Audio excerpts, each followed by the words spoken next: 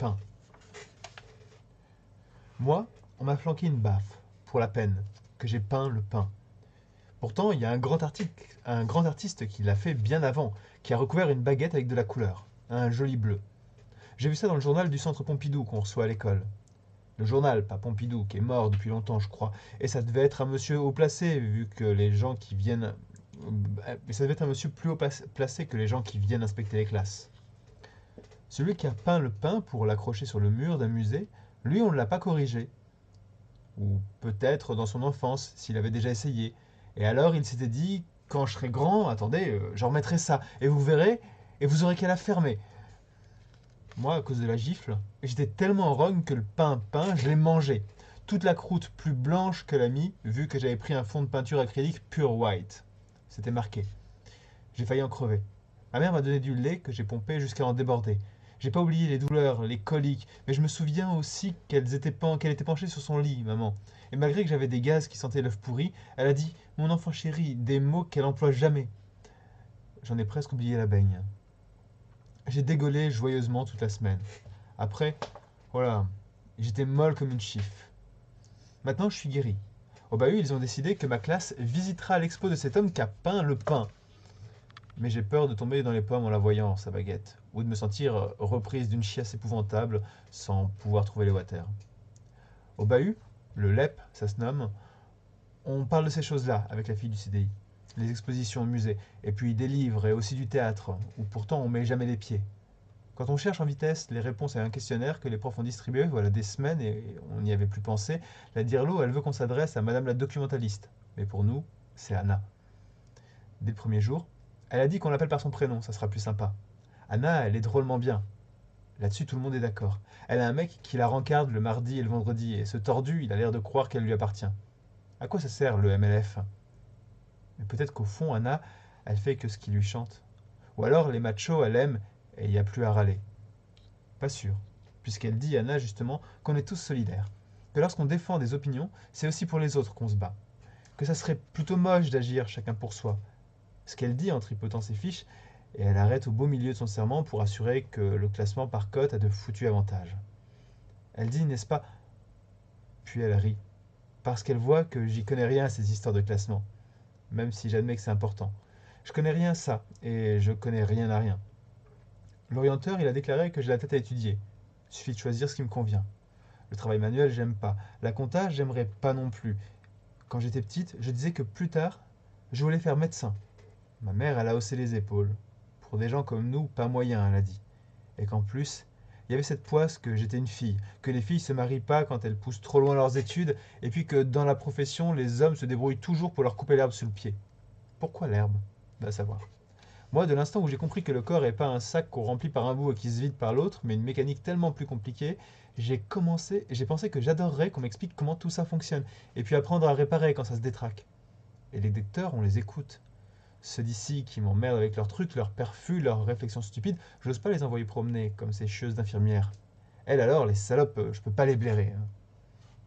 Bon, j'ai pas dit pourquoi je suis là dans cet hosto de malheur.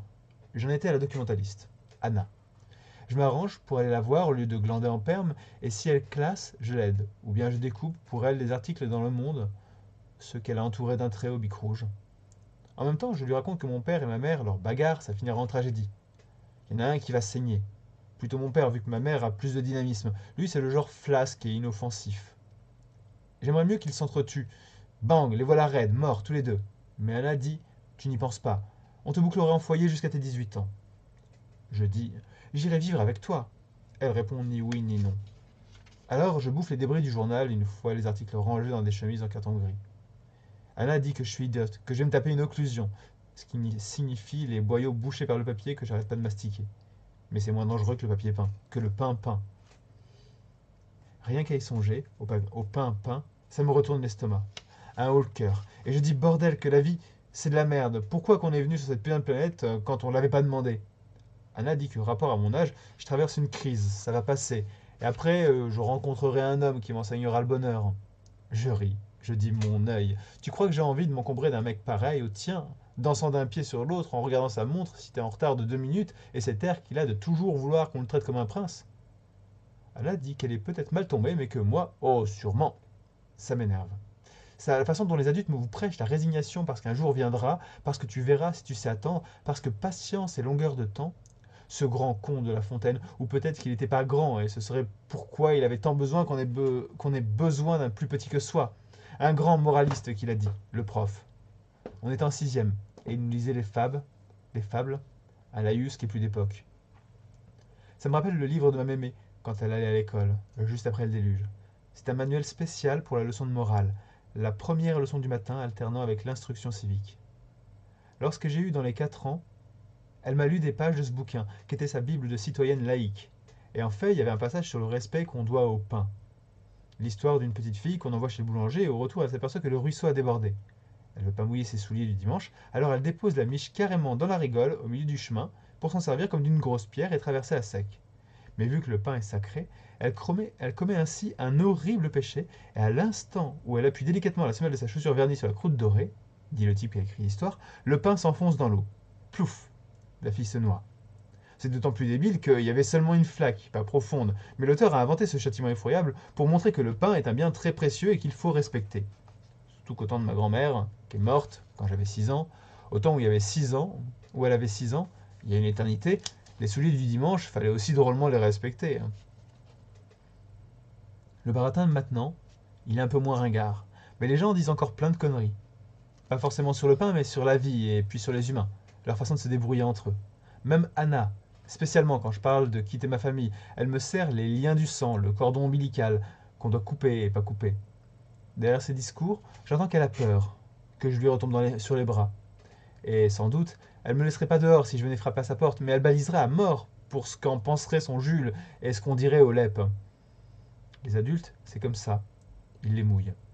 Anna jaspine, sans me regarder, face à la fenêtre, avec l'air de s'intéresser à ce qui se passe dans la rue, et j'ai envie de lui lancer: le monde est beau, n'est-ce pas? Ça te plaît ce populo? Vas-y, continue, observe. Et de lui écraser le nez contre la vitre. J'ai envie de hurler, hein, de chialer, j'ai envie de bouffer les rideaux. C'était le temps où je mange tout ce qui me tombe sous la main. Puis j'en ai ma claque de la déglutition, et j'arrête de manger. Moins fatigant en un sens. Mes ongles repoussent. Je maigris pas illico, je bois du lait, j'ai gardé l'habitude. Et j'arrive à tenir debout. Mère gueule, mon père me reluque d'un œil morne et il dit: t'inquiète pas, quand elle aura trop faim, elle arrêtera sa comédie. Je me rappelle plus comment c'est d'avoir faim. Au bahut, à la récré, le concierge vend des brioches. Souvent, Anna en achète. Non, je peux pas, Anna. Ça me resterait là, tu vois. Je me tâte le cou et je le sens déjà salement décharné. Un coup de poulet malade.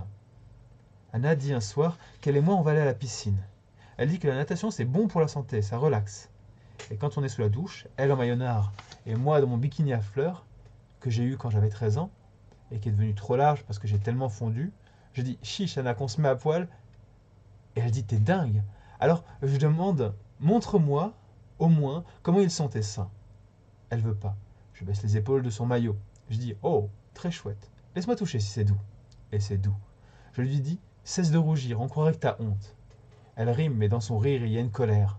Les femmes elles sont pas nettes. Moi je suis pas assez vieille pour être aussi compliquée mais plus tard sans doute je deviendrai tout pareil. Déjà j'entends rabâcher que j'ai des idées bizarres quand simplement des fois je voudrais manger n'importe quoi d'autre fois rien. Le désir, il est capricieux. On n'en finit pas de le répéter. Après le jour de la piscine, souvent, je pense au sein d'Anna. Parfois, je demande sans bouger à les regarder dans un rêve.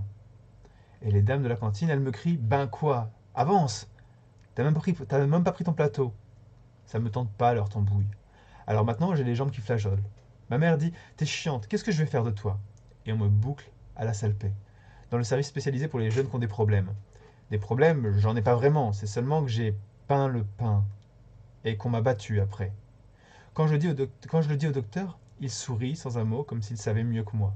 Puis il se décide à suggérer que ça remonte à plus loin, les ennuis. Il me pose des tas de questions sur quand j'étais môme. Je me rappelle que dalle. La salle P, je connaissais déjà. J'ai une copine qui a été enfermée là pour la raison qu'elle voulait plus manger. Pas de visite avant qu'elle ait repris 5 kilos. Elle aurait sûrement aimé que je me pointe. On se connaissait depuis la maternelle. Ensemble, on avait pas mal déconné. C'était plus fort qu'elle. Si elle avalait quelque chose, elle s'obligeait à vomir dans le quart d'heure qui suivait. Ils l'ont guérie. J'ai jamais su comment. Et elle est partie pour le midi, sur la côte, dans un foyer. Elle n'a pas écrit, elle a dû m'oublier. Elle était comme tout le monde, on s'oublie. Pourtant, on n'oublie pas le chaud, le doux dans le temps, où on était le trésor à sa maman, Gili Gili, le jeu des mamours et bisous, qui était totalement débile, mais... Donc je me souviens que le docteur, il affirme, et il répète. Tu vois, tu te souviens, quand on s'y applique, des choses se remettent en place. Paraît qu'on peut se souvenir de quand on roupillait dans un ventre, où on était nourri par un genre de tuyau. La bouffe que la mère ingurgite, passant direct dans le corps du bébé qui n'a pas besoin de se fatiguer. Il dit bon, n'insistons pas. Pourtant, moi je me demande si les problèmes que toujours il ramène sur le tapis, ça viendrait pas un brin de là. L'horreur, quant à la naissance, faut se mettre au boulot pour tirer sur un téton, et ensuite, pire encore, le supplice de la petite cuillère. Alors la rage qui prend de, tant qu'à faire, manger tout ce qui se présente et qui est mangeable, et puis un jour, il y en a marre. Longtemps, j'ai baffré n'importe quoi, de la terre, des chiffons, j'ai goûté à ma crotte, je conseille pas, c'est pas extra. J'ai grignoté des écorces et des racines, même une fois je me suis attaqué à une pelote de laine. De la pingouin perlée 3 fils. J'ai pas réussi à en avaler plus d'1 mètre. Alors je me suis bourré de pain, et ça avec une grande fureur, comme un énorme appétit. Maintenant, j'aurai plus jamais faim. Le docteur à la salpée, il veut que je parle de ma mère, et puis d'Anna. Ma mère, mon père, et puis Anna, et son mec, ça tourne en rond. Je lui dis que ce genre de blabla, quelle chierie, rien à voir avec mon cas. C'est pas désagréable d'être un cas. Ça prouve qu'on existe. Il y a des mecs, comme cet artiste qui est au centre Pompidou, leur suffit de peindre le pain. Mais d'autres vont jusqu'à se la taper, la baguette. Et là, on s'aperçoit qu'on vit dans un monde où on doit pas mal se forcer, sans jamais de vraie liberté. Quand les gens disent qu'ils sont bien, qu'ils sont heureux, c'est pour frimer, ça aide. Même celui qui a peint le pain, on dit que des fois il est triste. On l'a pas mis à l'hosto, mais je suis là, comme en prison. Anna, elle vient plus. À mon tour, j'ai pas droit aux visites. Et d'ailleurs, si j'avais droit, je parie que je la verrais pas. Elle a les boules. Il y a son mec qui sûrement dit laisse tomber, te trégasse pas pour une cinglée. Et ma mère donne plus de nouvelles.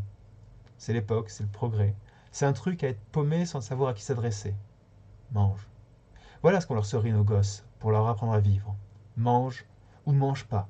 Mange ta purée, pas tes doigts. Mollo, remue tes mâchoires. Si c'est chaud, souffle, avale. Te fourre pas des cailloux dans le bec. Finis ta soupe. Ronge pas ton crayon. Accélère. Cesse de boire la bouche pleine. Va pas à la pêche dans ton nez. On croirait qu'on te prive. Tu causeras quand t'auras vidé ton assiette. Allons, une cuillerée pour maman.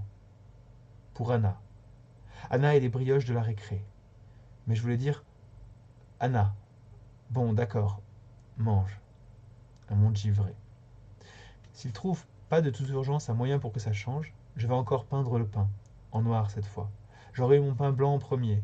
Mon pain noir, je me l'offrirai un matin au petit déjeuner, en tartine trempée dans un bol de triclot. À moins que, si les choses s'arrangent, si, je rêvasse. Quand on est allégé, on plane.